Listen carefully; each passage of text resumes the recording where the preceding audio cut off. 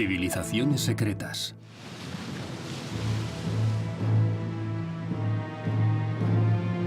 En el siglo XV, los europeos descubrieron América. Lo llamaron el Nuevo Mundo. Pero aunque esas tierras habían sido hasta entonces desconocidas para Europa, no eran nuevas y tenían una larga y prestigiosa historia. Los pueblos indígenas que habitaban esas tierras no habían tenido contacto con el mundo exterior. Su vida era sedentaria, pero aprendieron a construir y levantaron pueblos y ciudades. Se organizaron en sociedades cada vez más complejas, inventaron formas de gobierno, desarrollaron conceptos sobre el universo y la vida, y crearon religiones. Aunque algunos pueblos apenas han dejado trazas de su existencia, otros han dejado magníficos legados que dan testimonio de la grandeza de esos mundos perdidos. Los mayas, los aztecas y los incas ilustraron la historia de todo un continente.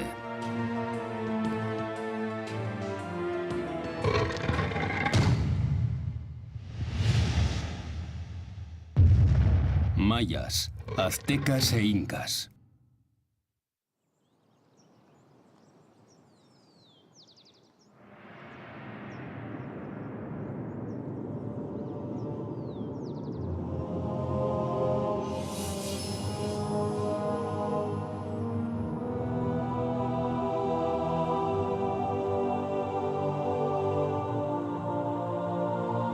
Después del descubrimiento, el siglo XVI vivió el mito de las ciudades doradas, que despertó la codicia de muchos conquistadores españoles que vieron a América como el dorado y la oportunidad de hacer fortuna. La conquista fue violenta. En pocos años cayeron los imperios inca y azteca, y con ellos terminó su mundo. El extraordinario crecimiento de esas civilizaciones fue brutalmente interrumpida. En el siglo XIX y a principios del XX, el redescubrimiento de esos mundos animó a nuevas exploraciones y aventuras. Arriesgando sus vidas, los exploradores se adentraron en tierras desconocidas y trajeron a su vuelta extraordinarios relatos. En medio de la jungla, detrás de montañas inexpugnables, se hallan inmensas ciudades abandonadas, increíbles civilizaciones anteriores a la llegada del hombre blanco al continente americano.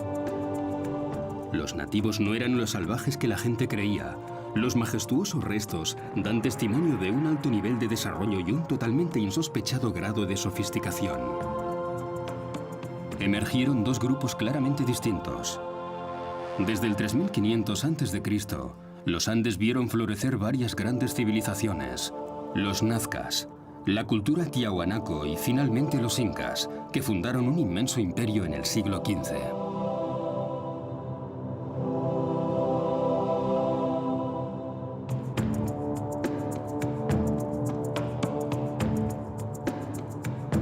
Los mayas y los aztecas pertenecen a las civilizaciones de América Central y compartieron una cultura común alrededor del 2500 a.C. La civilización maya se desarrolló primero en los bosques de Guatemala y Chiapas entre el 250 y el 300 a.C., alcanzando su apogeo en el siglo VIII. Culto y refinado, el pueblo maya edificó ciudades imponentes, dominadas por templos y palacios. Estamos en Tikal, la ciudad maya más grande y poderosa, en la región selvática de Petén, en Guatemala.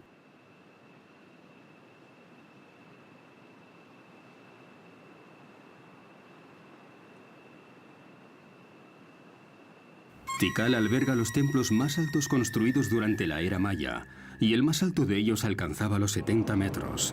Las ruinas que podemos admirar hoy reflejan pobremente todo el esplendor de la antigua ciudad. Una reconstrucción de la Plaza Mayor de Tikal nos permite descubrir una ciudad donde dominaba el color rojo.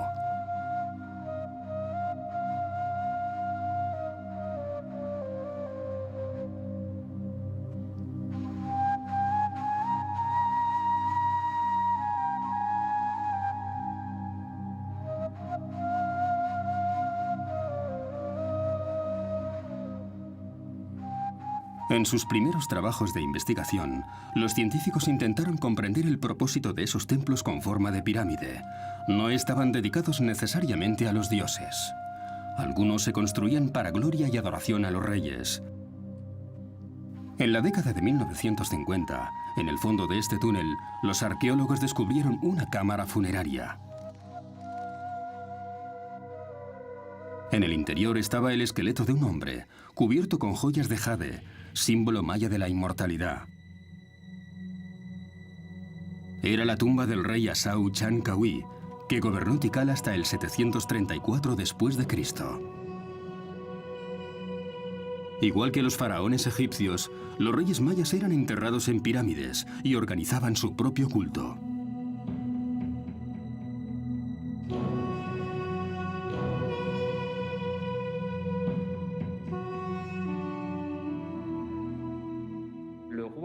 El rey era la figura que gobernaba la ciudad desde que era elegido y actuaba política y militarmente.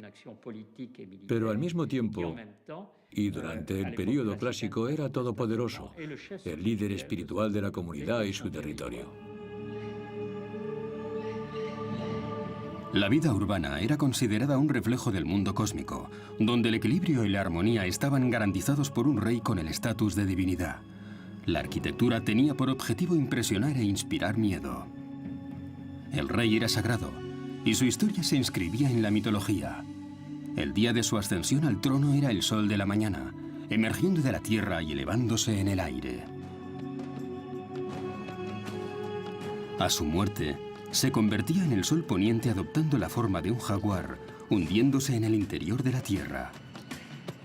Esas leyendas están ligadas a los ciclos del tiempo. Los mayas eran grandes observadores del cielo y los movimientos celestiales.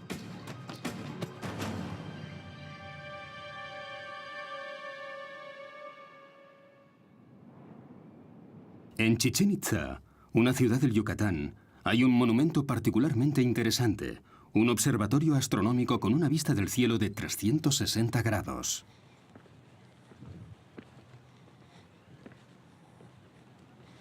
El arqueólogo Ed Van Haar de la Universidad de Austin, Texas, especialista en la cultura maya, ha estudiado este notable monumento que revela el extraordinario conocimiento que los sacerdotes mayas tenían de los ciclos de tiempo.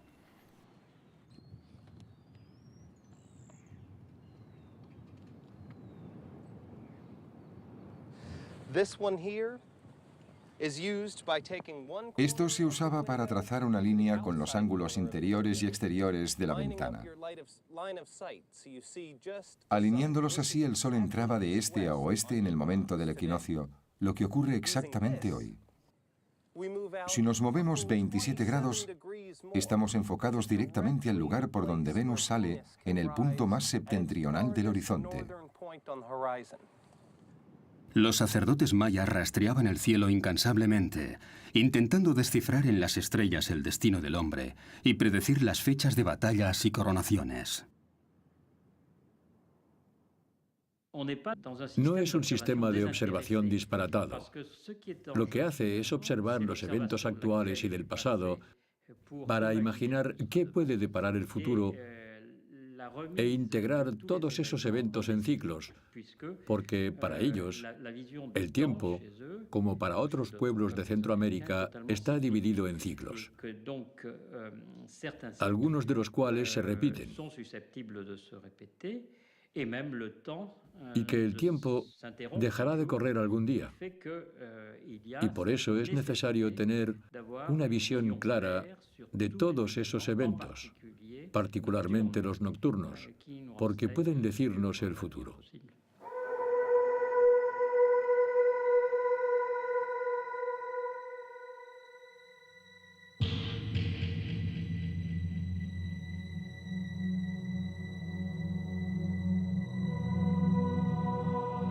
El universo está sujeto a eventos cíclicos, condicionados por fuerzas bondadosas o malvadas, en fechas favorables o desfavorables.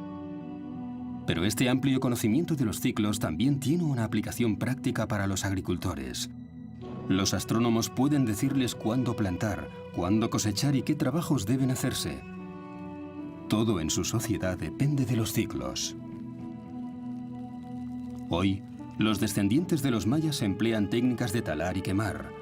Durante la estación seca encienden hogueras y limpian zonas cultivables de la jungla sin ningún tipo de herramientas, y usan las cenizas para fertilizar el suelo.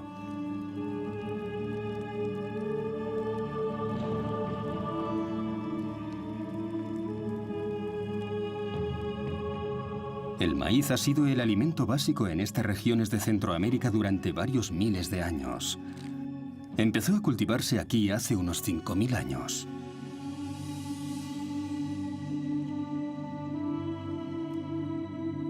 Originalmente, la planta solo producía unas pequeñas panochas, que daban unos cuantos granos. Seleccionando y cruzando los granos más grandes y mejor formados, los pueblos de la zona consiguieron el maíz que conocemos hoy. El pueblo maya se definía a sí mismo como hijo del maíz. Sus leyendas cuentan que los dioses crearon el primer hombre de pasta de maíz. La presencia de estas familias en nuestros días, en lugares donde vivieron 70.000 antepasados suyos, presenta varias preguntas. ¿Cómo vivía la antigua población maya en grandes comunidades, en un ambiente natural en el que hoy solo pueden sobrevivir pequeños grupos? Los cultivos en las áreas quemadas provocan un problema. El suelo se agota rápidamente porque no es fértil por mucho tiempo. Los mayas dominaban varias técnicas de cultivo que daban mejor rendimiento que las de hoy, pero también tenían limitaciones. En el siglo VIII, las ciudades mayas estaban en plena expansión. La creciente población excedía de sus capacidades de producción y hubo periodos de hambruna.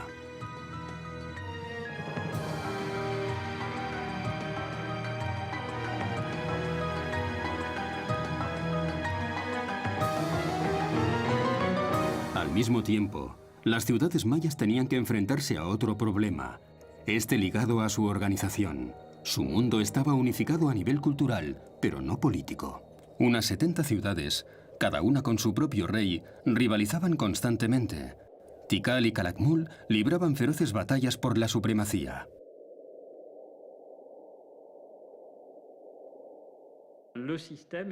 El sistema era muy activo, inteligente y muy eficiente, pero en ciertos casos era potencialmente frágil. Una fragilidad debida a la inseguridad y a los continuos conflictos. Indudablemente, algunas ciudades desaparecieron porque se mataron unos a otros.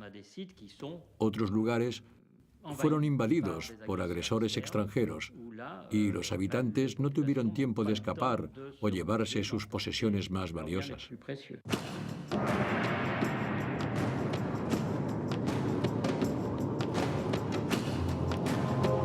En sus primeras investigaciones, los científicos creyeron, un poco inocentemente, que se trataba de un pueblo pacífico. Hoy saben que no era así.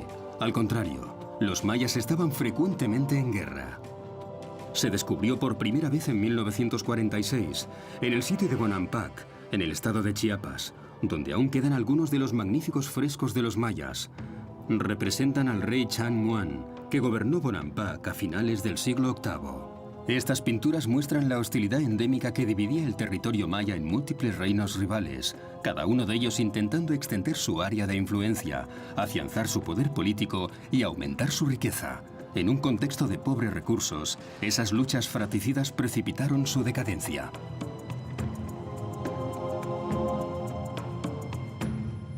A partir del siglo IX no volvieron a esculpirse nuevas estelas y no se construyeron más monumentos. Muchos lugares muestran signos de conflictos y destrucción. Su mundo cayó y desapareció en pocos años.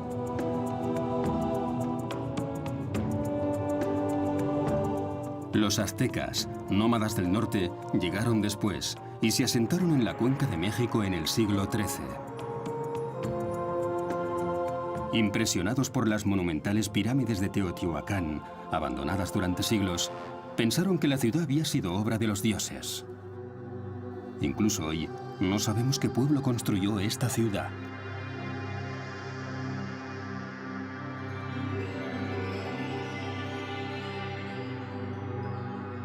Los toltecas, que dominaron esta zona hasta el siglo XII, Eran despreciados y tenidos por salvajes, pero los aztecas los admiraban y se instalaron en el territorio que un día ocuparon. Los aztecas buscaban una identidad atrapados entre el deseo de asentarse y fundar una brillante civilización que reflejara la anterior a ellos, además de sus costumbres nómadas y de valerosos guerreros.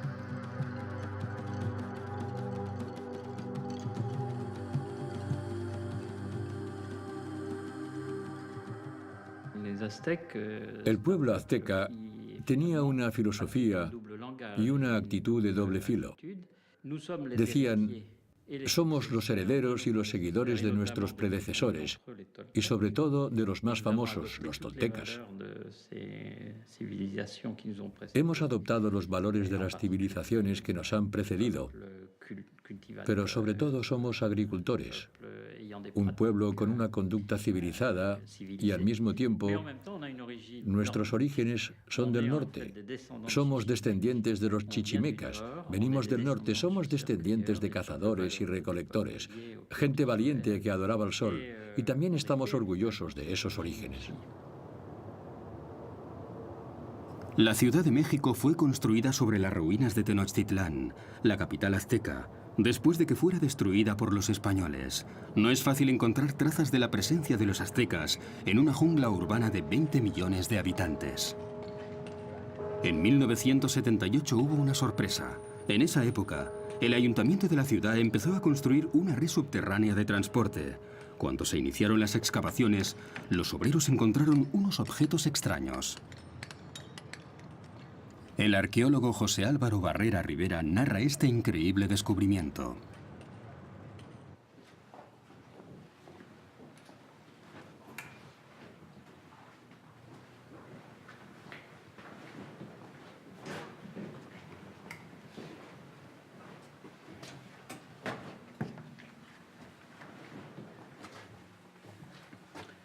Estamos ahora aquí observando, bajo del sagrario, lo que es el Templo del Sol.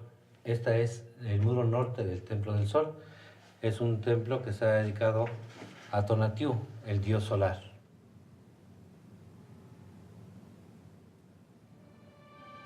Se han hallado restos aztecas. Los españoles construyeron la nueva catedral de la ciudad sobre los restos del centro sagrado de la antigua capital azteca, que constaba de 12 templos.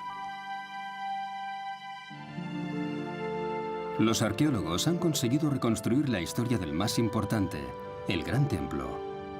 Fue construido en varias etapas, igual que las pirámides mayas. Los restos han revelado el pasado y la historia de la ciudad.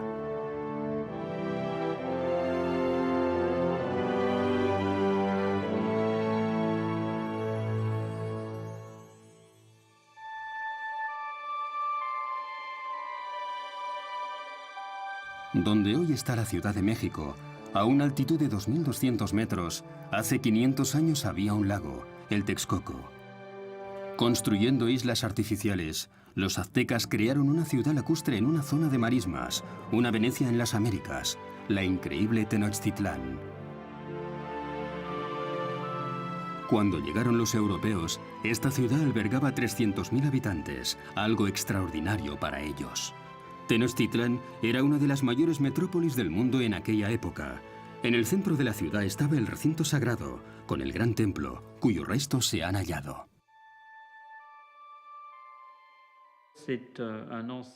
Calculamos que toda la zona debía tener unos 13 kilómetros cuadrados,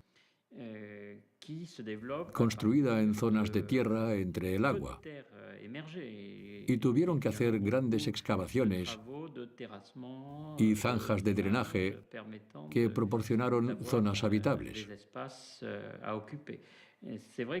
Digamos que como obra pública fue una tarea colosal,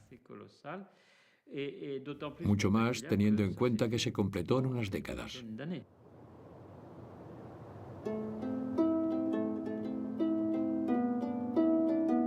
Los aztecas que se instalaron en esta región pantanosa tenían muy poca tierra cultivable, pero consiguieron sacarle el máximo rendimiento al ambiente para alimentar a los miles de habitantes que vivían en la capital.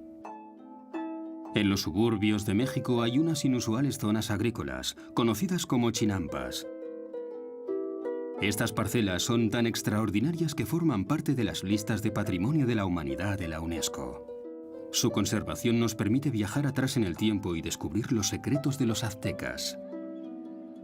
Una chinampa es una zona cultivable compuesta por canales e islas artificiales. Los campesinos mexicanos de hoy conservan su preciosa herencia azteca y continúan cultivando a la manera ancestral y creando estas parcelas lodosas. Iban haciendo esto lo iban haciendo, mire. Y esto, al secarse, queda muy duro, y por ejemplo, esto, así, luego ya le echaban harto hasta que se desapareciera esto, y luego venía otra capa de esto. Y así fueron amarrándolas y fueron haciendo los terrenos.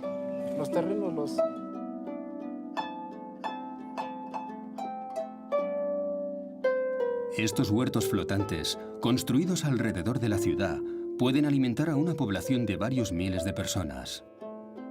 Esta técnica es muy productiva. La riqueza del suelo, la abundancia de agua y de lodo y la luz del sol garantizan 4 recolecciones anuales de diferentes cosechas. El cultivo de las chinampas duplica el rendimiento y la producción del suelo.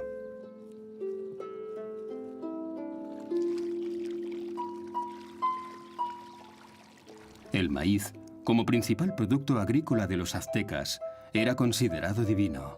Su dios era Centeotl y su diosa era Chilonen. Se les ofrecían sacrificios de mujeres jóvenes. Para garantizar la calidad de las cosechas, eran decapitadas, igual que cortaban las panochas.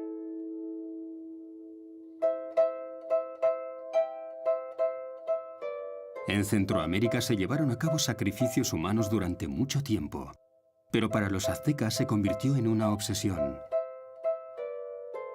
Cuando los conquistadores entraron por primera vez en la gran plaza de Tenochtitlán, se horrorizaron al ver la escalinata del gran templo cubierta de sangre.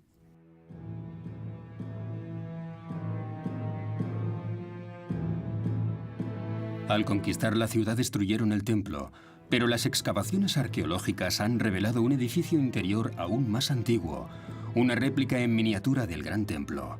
Sobre una plataforma hay una piedra negra, el altar de los sacrificios.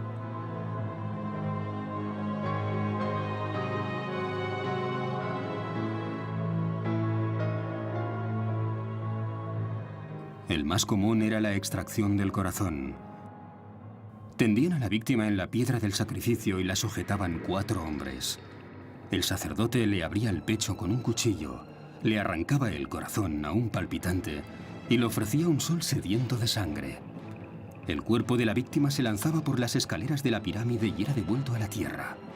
El corazón se colocaba en esta estatua, Chacmol.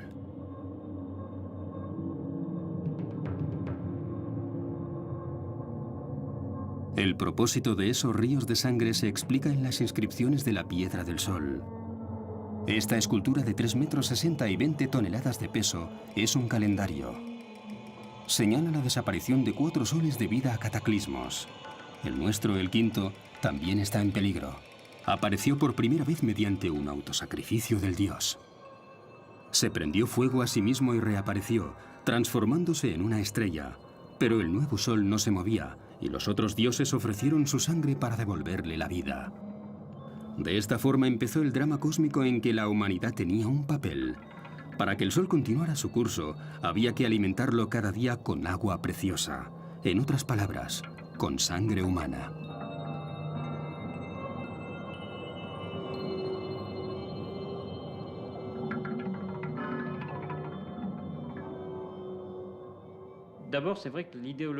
Es cierto que en lo que concierne a los sacrificios humanos, la ideología de los aztecas tenía mucha fuerza. Era la piedra angular en la construcción de su identidad y en el papel que se dieron a sí mismos en el mundo. Los aztecas aseguraban que mantenían el mundo vivo haciendo sacrificios, ofreciendo sangre a las divinidades que podían hacer que un día u otro dejara de funcionar y no hubiera garantías de la supervivencia del hombre. Esta es la parte de la ideología dominante. Yo creo que el éxito de un sistema político y la expansión de un imperio llevan a ese tipo de sacrificios que hemos visto en ciertas épocas.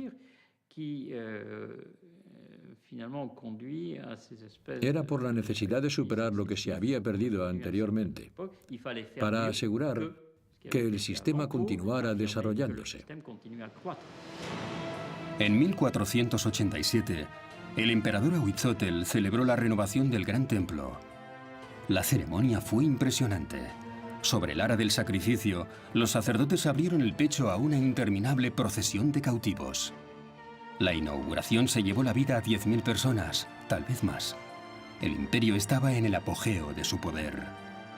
Desde 1440 los aztecas habían llevado a cabo una gran campaña de expansión y conquistaron por la fuerza las tribus que vivían en la meseta mexicana. En 1520 gobernaban un imperio que cubría 200.000 kilómetros cuadrados.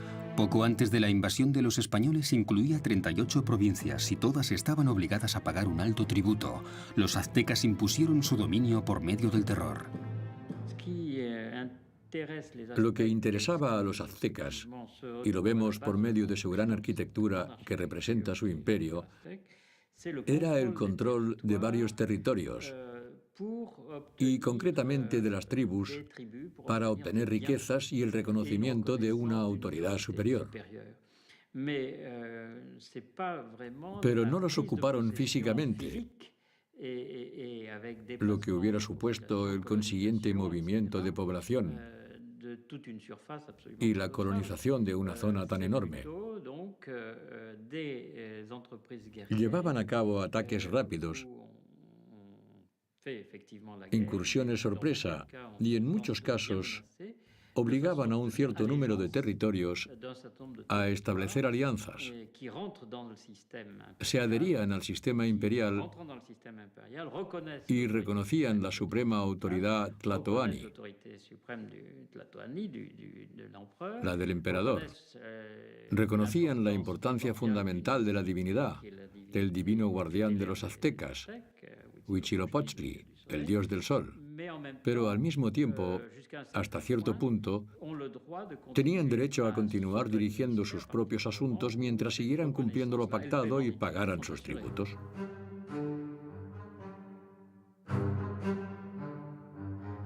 Las campañas de los aztecas eran despiadadas.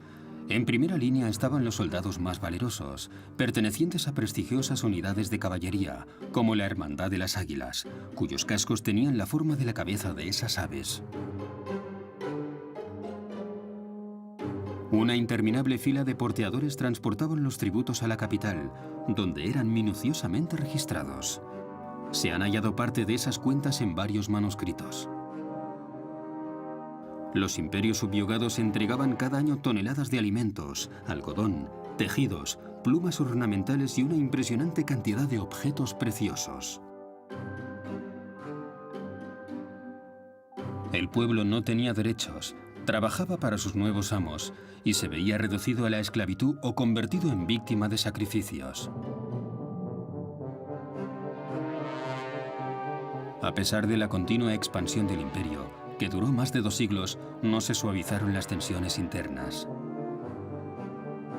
Tenochtitlán era el escaparate de los aztecas y su poder pedía un alto precio.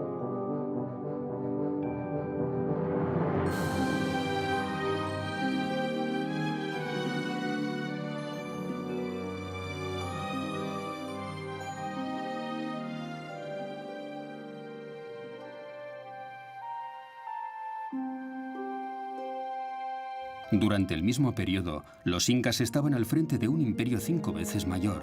Se extendía unos 4.000 kilómetros, desde Ecuador al Chile actual, y cubría una superficie de 950.000 kilómetros cuadrados.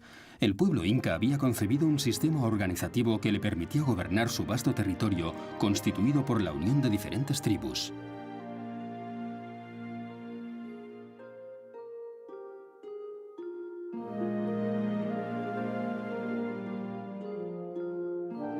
En 1615, en una excepcional obra, Felipe Huamán Poma de Ayala diseñó un perfil histórico y etnográfico de la región precolombina y precolonial de los Andes.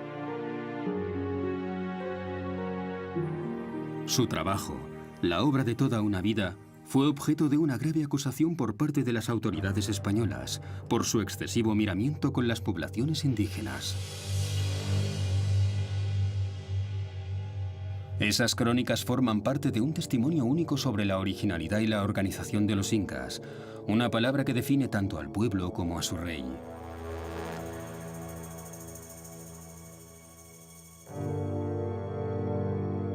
La leyenda dice que hubo 13 incas, pero el 18º fue mítico. Es posible que hubiera otros jefes. El pueblo inca no se distinguía entonces de otras tribus de Perú. Su historia empezó con el 9º Inca. El poder de los incas creció y sobrepasó el de su pequeño estado. Hombre de grandes habilidades militares, Pachacuti inició la vertiginosa expansión del imperio inca. En el norte conquistó el reino de Chino, en el sur llegó hasta el valle de Nazca y abriendo una nueva era de conquistas, unió en un solo estado a unas 500 tribus de los Andes. Hubo un intento real desde la autoridad central para armonizar dentro del imperio un amplio abanico de entidades muy diferentes. Esas diferencias eran muy evidentes cuando el imperio se extendió desde Colombia a Argentina y Chile en el sur y tuvo que manejar un número de regiones que geográfica y ecológicamente eran extremadamente variadas. Pachacuti demostró ser un notable administrador. Las familias vivían en comunidad. No tenían tierras propias, pero trabajaban las tierras pertenecientes comunes. Cada región debía producir para el imperio, dependiendo de sus características.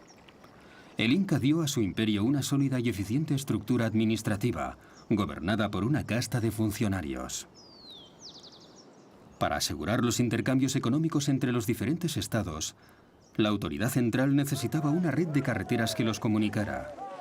Pero estaban en los Andes, la cordillera más alta del mundo después de los Himalayas.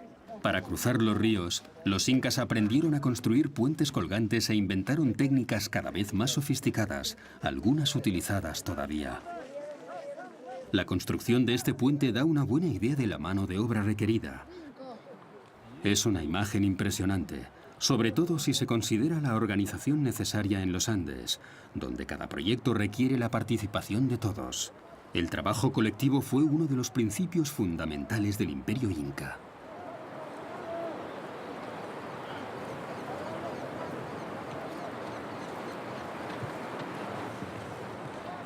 La vasta red de caminos se llamó el Capacnán. Era el elemento clave para la política y la economía del imperio inca, la gigantesca columna vertebral, comparable a la red de calzadas romanas. Permitió que el Inca controlara su imperio y el movimiento de sus tropas desde la capital, Cuzco. Después de la conquista de los españoles, la mayoría de estos caminos dejaron de mantenerse. Los incas no usaban la rueda, ni tenían caballos. Los viajes se hacían a pie. Los españoles no usaban ese medio de transporte y abandonaron los caminos incas. Esos caminos, con una longitud de 40.000 kilómetros y una amplitud de 15 metros en algunos puntos y altitudes de entre 1.000 y 4.500 metros, unían zonas habitadas, centros administrativos, áreas de cultivos y minas, además de lugares de culto.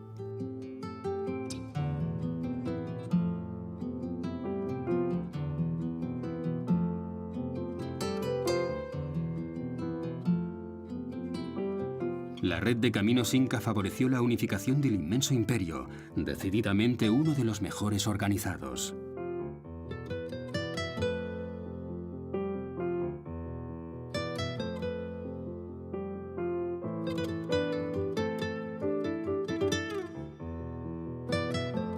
Corredores de relevo llevaban la información a una increíble velocidad. Desde el Palacio del Inca llegaban en 2 días a los lugares más remotos del imperio.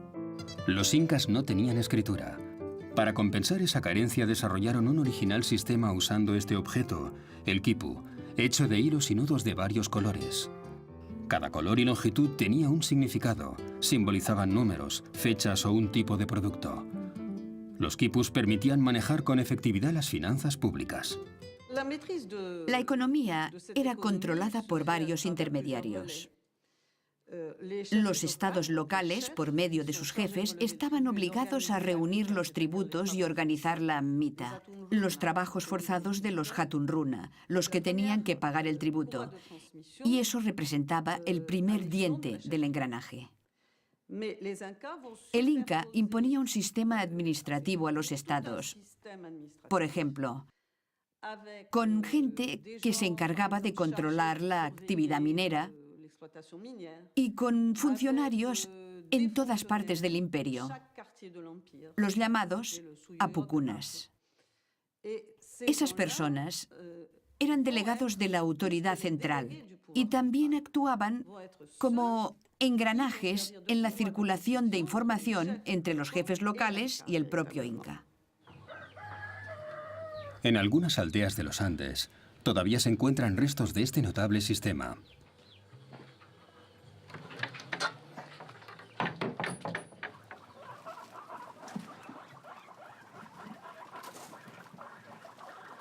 En la aldea de Mara, entre Cuzco y Machu Picchu, un anciano de 77 años tiene la clave del enigma. Paulino Sinchi Roca es descendiente de una noble familia con ciertos privilegios que le permiten explotar una mina de sal. Un documento del siglo XVII confirma ese privilegio, que data de la época de la administración colonial. Sinchi Roca. El nombre de mi familia es Chinqui Roca. Y también el del segundo Inca, hijo de Manco Cápac. Significa amo de las piedras. El Inca enseñó a los hombres a buscar sal y a utilizarla. Después construyó caminos por todas partes para el uso de todos los habitantes del imperio.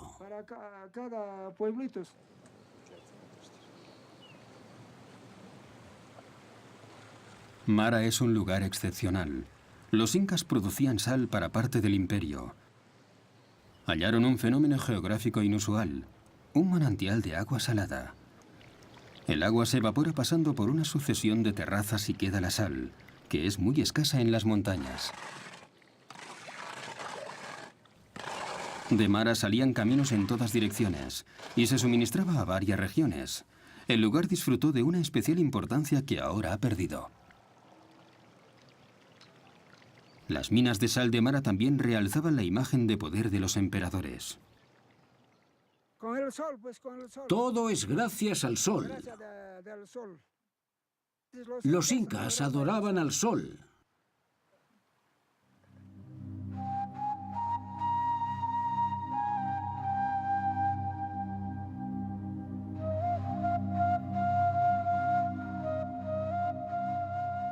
Además de Cuzco y cierto número de centros regionales administrativos, el imperio tenía algunas ciudades.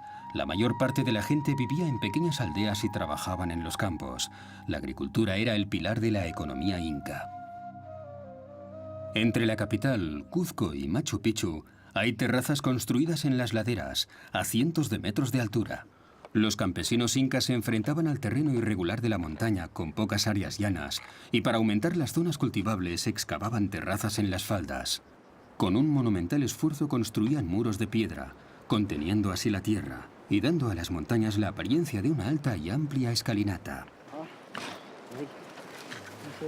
Los campesinos de los Andes siguen viviendo al ritmo de sus labores agrícolas.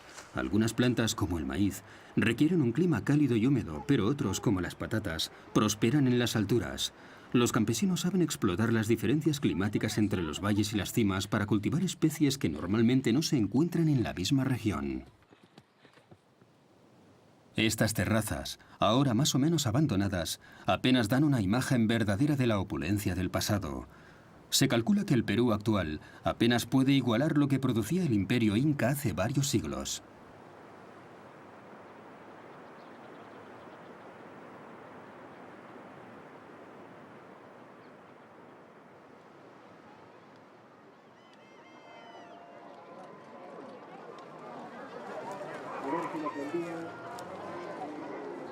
Hoy, en las afueras de Cuzco, las familias se reúnen en los mercados locales para intercambiar los excedentes de alimentos y algunos productos artesanales que intercambian.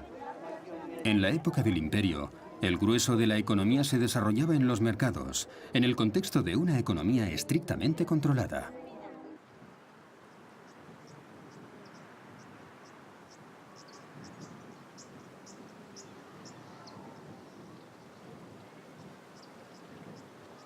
Estas construcciones, conocidas como colcas, eran almacenes administrados por el Estado. Cuando llegaron los españoles estaban repletos de alimentos y objetos de uso cotidiano. Había materiales y herramientas, todo lo que una sociedad necesitaba para vivir y para soportar los malos tiempos. El sistema permitía a la población vivir en condiciones aceptables. En la cima de la organización estaba el Inca, considerado descendiente directo de Inti, el dios Sol. Tenía todo el poder político y económico, pero su legitimidad era básicamente religiosa. El Inca era un ser sagrado, que ratificaba su origen divino.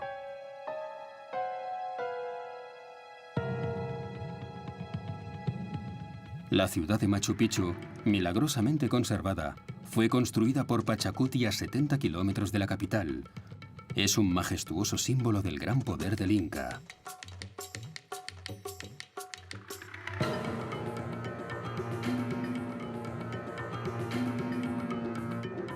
Los incas tenían delirios de grandeza. Creían que estaban al frente de un imperio capaz de durar eternamente.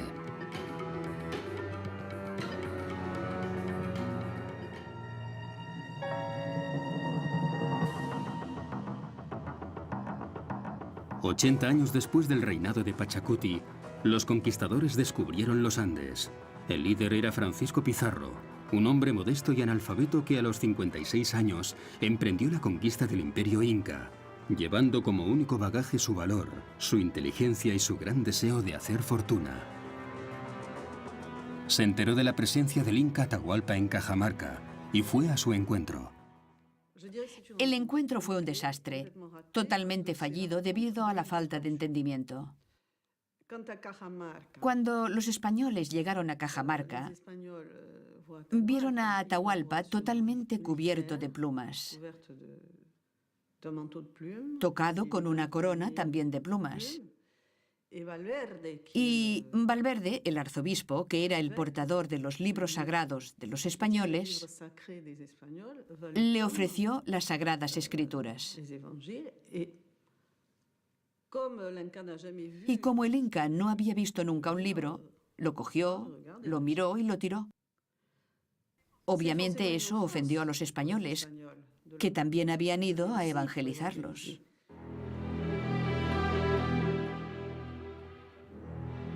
El malentendido fue una buena excusa para los españoles, que masacraron a gran número de los aristócratas presentes. Atahualpa fue hecho prisionero. Pizarro pidió un gran rescate en oro, que fue pagado inmediatamente, pero rompió el trato y ordenó que el Inca fuera juzgado y ejecutado.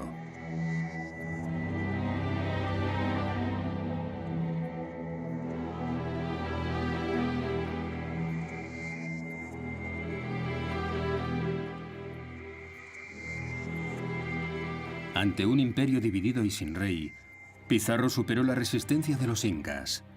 Estaban acabados. Los españoles eran los nuevos amos de los Andes. Los años siguientes a la conquista española fue trágica para los incas. Superados por las armas modernas y esclavizados, presenciaron el colapso de su mundo. Los indios eran masacrados, perseguidos, torturados y tratados como seres inferiores, desposeídos de sus tierras y condenados a una vida de miseria y humillaciones.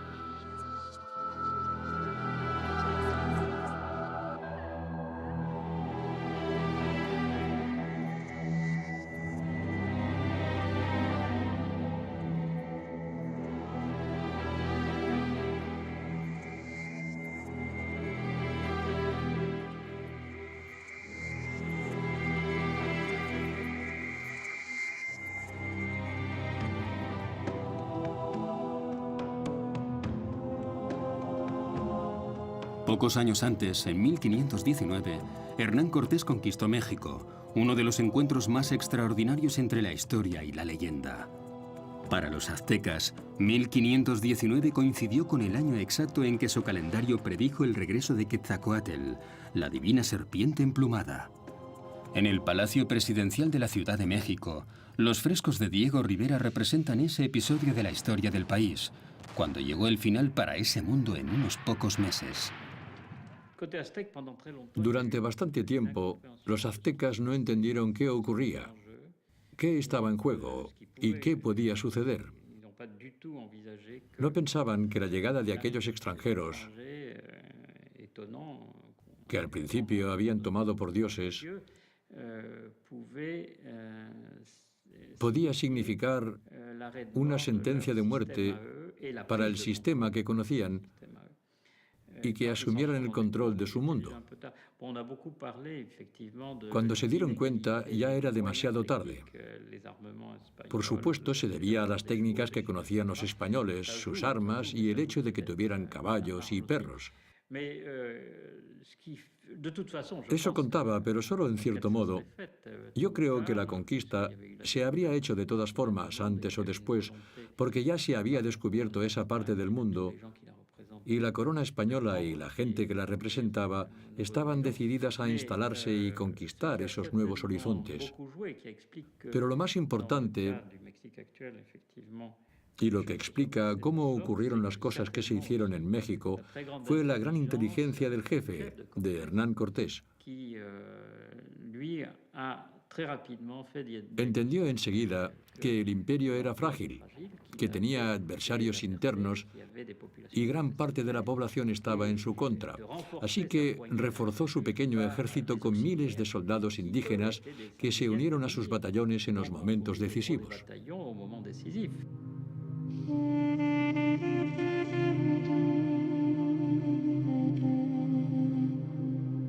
La conquista del Nuevo Mundo condujo a una de las mayores tragedias de la historia. Fueron asesinados millones de amerindios. La población de México era de 25 millones en 1519 y a principio del siglo XVII apenas llegaba al millón.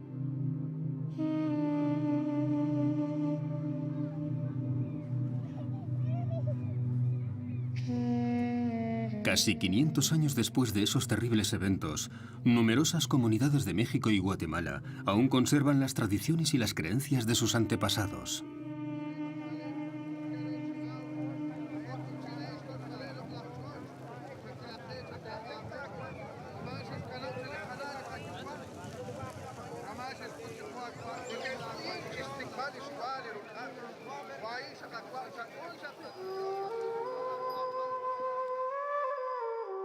A principios del siglo XIX, los Andes se liberaron finalmente de la opresión de los españoles, dando lugar al nacimiento de varios estados independientes, incluyendo Bolivia y Perú, que heredaron una parte importante del antiguo imperio inca. A pesar de la colonización y las campañas de evangelización, las creencias antiguas y las tradiciones no desaparecieron. Al principio las mantenían en secreto, pero más tarde se celebraron públicamente. Soltera.